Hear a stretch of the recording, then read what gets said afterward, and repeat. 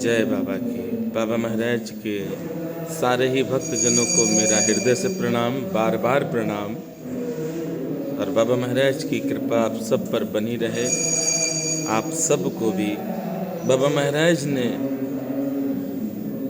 जो आदेश दिया है उसका भी आप पालन करें। आज की ये वीडियो उन लोगों के लिए है जिनको दुख घेर लेता है। बाबा ने जो आदेश किया उसका पालन करने वाले हैं इस दुनिया में पर ना के बराबर, और बाबा को मानने वाले तो कई करोड़ हैं, लेकिन बाबा के आदेश का पालन करने वाले 100 या 200 होंगे। बड़ा कड़वा बोल रहे हैं हम, क्योंकि हमने नहीं देखा है अभी तक। हमने इतनी बड़ी दुनिया में बहुत से लोग जुड़े हैं, मुश्किल से मानिए आप 10 लोग हैं, स्वार्थवश नहीं, जो बाबा के आदेशों का पालन करते हैं। आदेश क्या है बाबा का? दुख नहीं आपको कभी भी आपके पास आएगा। और बाबा महाराज के ऐसे भक्त रहे, साथ में सानिध्य पाया, उन्होंने बाबा के आदेशों का पालन किया और जीवन भर सुखी रहे। जैसे दादा मुखर्जी, गुरुदत्त शर्मा जी। गुरुदत्त शर्मा जी को वृंदावन ट्रस्ट में लिया गया, बाद में इच्छा नहीं थी फिर भी लिया गया, क्योंकि सीनियर थे इसलिए सबने कहा, पर गुरुदत्त शर्मा जी ने टाइम नहीं दिया वृंदावन आश्रम को भी। सबसे बड़ी बात है कि आश्रम का अन्न खाना ही आपको इतने सारे पाप दे देगा ना कि आप समझ भी नहीं पाओगे। अब आप सोच रहे हो कि आश्रम का अन्न, हाँ भैया, आप अगर इस उम्मीद के साथ आश्रम जाते हो कि आपको आश्रम में रूम मिले और आश्रम में खाने को मिले, तो आप समझ लीजिए कि पाप लाद लिए आपने। कौन किस भाव से दान करता है ये ना तो आपको मालूम है ना हमको मालूम है। क्या उसका भाव है, क्या उसकी समस्या है, उसने दान किया, उस दान के अन्न को आप पचा रहे हैं। उस दान के अन्न को पचाना बड़ा कठिन है भैया, क्योंकि बाबा महाराज ने स्वयं कहा है ना कि आश्रमों से दूर रहो। अब आप कहोगे कि मिश्रा जी आप तो आश्रम में ही रहते हो, नीप करोरी धाम में ही रहते हो, किला घाट पर भी रहते हो, तो किला घाट की संपूर्ण सेवा बाबा की कृपा से ही हम करते हैं।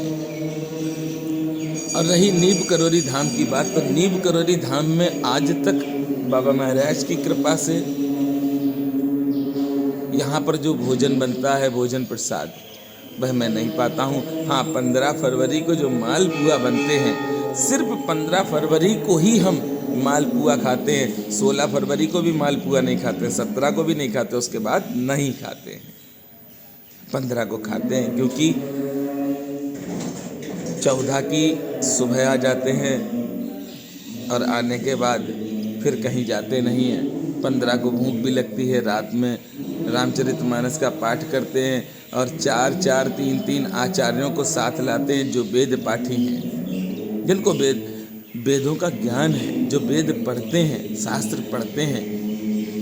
वह पूरी टीम बाबा महाराज की कृपा से साथ में रहती है नीप करोरी धाम में, और बहुत ही बड़ा आयोजन होता है। हाँ, 15 फरवरी को जो बाबा महाराज की कृपा से स्थापना दिवस पर प्रसाद बनता है मालपुए का, वह अवश्य खाता हूँ, भक्तों के लिए लेकर भी जाता हूँ। मंदिर प्रांगण से जो यहाँ के कर्मचारी हैं उनसे मैं मांगता हूँ, मांग कर ले जाता हूँ और उस प्रसाद को मैं बांटता हूँ। हमने देखा है कि भक्त इस उम्मीद से जाते हैं कि आश्रम में रुक जाएं और आश्रम में खाने को मिल जाए, तो ये उम्मीद छोड़ दो, क्योंकि ये आपको उस तरफ ले जाएगी जहाँ पर दुख का एक समुद्र है, उस समुद्र में डुबो देगी। इसलिए प्रयास करना कि आश्रम में जाओ, बाबा महाराज के दर्शन करो। अगर वहाँ पर पंडित जी ने कुछ दे दिया आपको प्रसाद, वो आप पालो, उसके बाद दर्शन करो, श्री हनुमान चालीसा पढ़ो, सुंदर कांड पढ़ो, जो भी आपके मन में आए भाव वो करो। अपने घर से बना कर ले जाओ, भोग लगाओ, उसको बांट दो, और बांटने के बाद जो प्रसाद आपको मिल जाए वो खाओ और अपने घर चले आओ। ये नहीं कि हमें नहीं रुकना, हम तो 500 किलोमीटर दूर से आए, 200 किलोमीटर दूर से आए। नहीं भैया, अभी बहुत अच्छा लगा इस कार्यक्रम में जो दीप करोरी धाम में हुआ। पटियाला से भैया आए थे और बहन आई थी, तो 2 दिन पहले आ गए थे। तो हमने उनसे कहा कि आश्रम में तो कोई व्यवस्था है नहीं और है भी नहीं किसी भी भक्त को रोकने के लिए यहाँ पर। तो फरकाबाद में ही उन्होंने होटल लिया, उसमें कमरा लिया, वहाँ रुके और दीप करोरी धाम में 14 तारीख को 9 बजे आ गए थे। तो रात में रुकने के लिए गांव में एक भैया है छोटा, उससे हमने कहा कि भैया 2 लोग हैं, आप अपने घर रोक लीजिए। उसने कहा ठीक है, उसने अपने घर रोका। इधर कानपुर से 10-12 लोग आए थे। वो मेरी बहन है अपर्णा दुबे। मैंने आपको बताया था कि एक बार पैसे नहीं थे किला घाट के पुजारी को देने के लिए, तो हमने अपनी बहन से कहा कि हमने कहा देखो इस बार की तनख्वाह आपको देनी पड़ेगी। बहुत प्यारा परिवार है, इतना प्यारा परिवार है कि उनको चिंता हुई जब वो 14 फरवरी को दीप करोरी धाम में आई हैं परिवार सहित 2 गाड़ियों से आए। तो उनको चिंता हुई कि किला घाट के हनुमंत लाल जी की अखंड ज्योत जलती है और घी का इंतजाम नहीं है, कोई इंतजाम होता नहीं है, तो घी लेकर चलें। अच्छा, वो घी लेकर आई, उसके 1 हफ्ते पहले ही बाबा महाराज की कृपा से 5 किलो की एक कट्टी देसी घी की ली और वो किला घाट में हम रखाए थे। उस बहन को नहीं मालूम था, उसे चिंता थी कि किला घाट के हनुमंत लाल जी के लिए घी लेकर चले। देखिए भाव, भगवान भाव के भूखे हैं, पैसे के नहीं। मैंने देखा है मंदिरों में पैसे जहाँ जहाँ चढ़ते हैं भैया, वहाँ वहाँ विवाद होता है और विवाद के ही कारण मंदिरों में सरकार का हस्तक्षेप होता है, फिर कोर्ट केस चलता है। इसलिए प्रयास ये करो कि अपने घर से, इस बहन ने जो किया है वो घी लेकर आई और घी उसने किला घाट के हनुमंत लाल जी के लिए दिया। इधर 5 किलो घी पहुंच ही चुका था। हमने कहा बहन देखो ये डिब्बा रखा। फिर किला घाट भी गई, किला घाट के दर्शन किए, पूरा परिवार गया किला घाट और फिर दीप करोरी धाम में रात में सब आए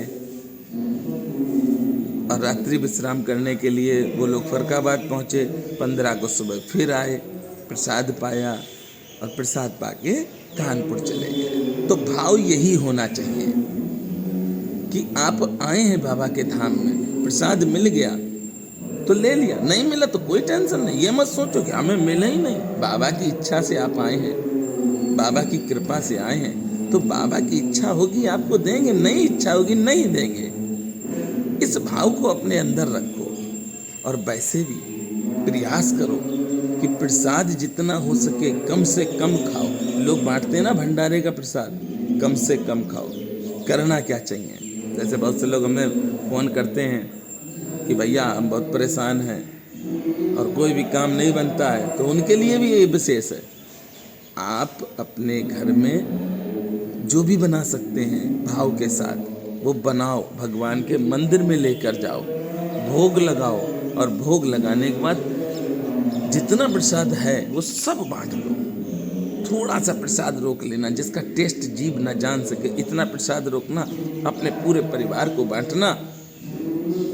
अगर निरंतर आप ये करते रहेंगे तो आपके पाप सारे के सारे नष्ट हो जाएंगे। जो ग्रह आपका नुकसान कर रहा है, जो ग्रह आपको तरक्की नहीं दिला रहा है, वह ग्रह भी आपके साथ होगा।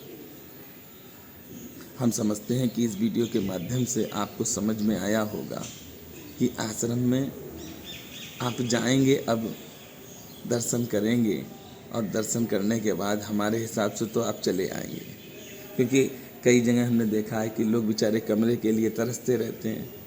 कई जगह तो देखा उन्होंने अपना स्वाभिमान भी गिरवी रख देते हैं, कमरा मिल जाए। श्रीधाम वृंदावन में बाबा महाराज के समाधि स्थल है, वहाँ पर हम बहुत जाते हैं। हनुमान सेठ भी बहुत जाते हैं।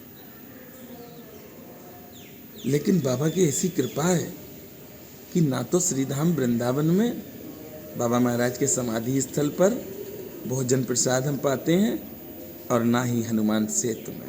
हाँ, बाबा महाराज के जब दर्शन करते हैं तो वहाँ के पुजारी जी बहुत प्यार करते हैं समाधि स्थल के। वो चने का प्रसाद हमको दे देते हैं, वो हम पा लेते हैं, और पाने के बाद एक गंदी आदत है मेरी, चाय पीने की। तो श्री हनुमान जी के पुजारी सोनू भैया चाय बनवा देते हैं, वो चाय हम पी लेते हैं, बस। उसके बाद अपनी परिक्रमा वृंदावन की चालू हो जाती है। तो आज से एक प्रयास करो आप कि बाबा के दर्शन तो करोगे, बाबा के धाम में जाओगे, पर 2-4 काम नहीं करोगे तो पैसे नहीं चढ़ाओगे। अब ये कह रहे हो नई बात है, इसका बहुत बड़ा कारण है, इसलिए आज हम आपसे निवेदन करते हैं। एक तो पैसे नहीं चढ़ाओगे, दूसरा इस लालच इस स्वार्थ में नहीं जाना कि हमें कमरा मिल जाए, खाना मिल जाए। ये सब दुख के कारण है, क्योंकि बाबा महाराज ने नहीं कहा है कि आप रुको, बाबा ने कहा है उसका पालन करो।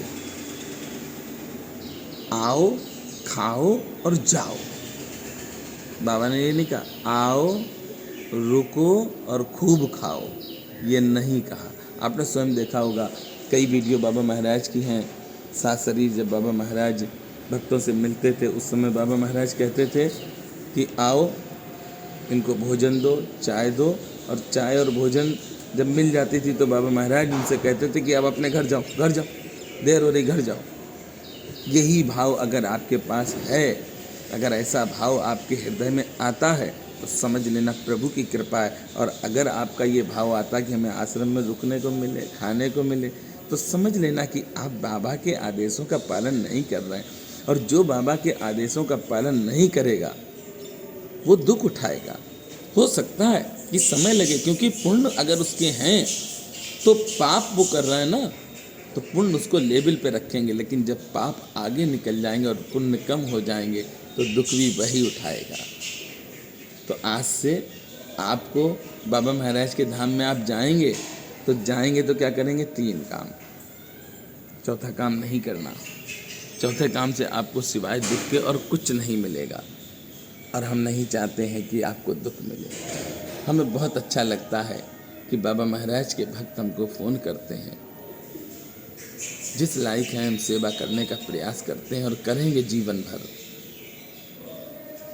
मैंने आपसे कहा है कि श्रीधाम वृंदावन में एक मकान लेने के लिए हैं, तो आप लोगों को हमने वीडियो के माध्यम से बताया था। अगर आपको उचित लगता है तो आप अवश्य हमें बताएं, आप भी उसमें सहयोगी बने। और ये आपका ही होगा, मेरा नहीं होगा। आप सब उसमें रुकें आनंद के साथ, और बाबा महाराज की कृपा से जल्दी ही श्रीधाम वृंदावन में मकान हो जाएगा। मुझे उम्मीद है, अपने बाबा पर हमेशा विश्वास रखते हैं। जैसे 1 साल पहले अर्जी लगाई तो 14 फरवरी और 15 फरवरी का भव्यता के साथ कार्यक्रम हुआ, ऐसे ही भव्यता के साथ बाबा महाराज की कृपा से मकान भी होगा। जय सिया राम, जय हनुमान।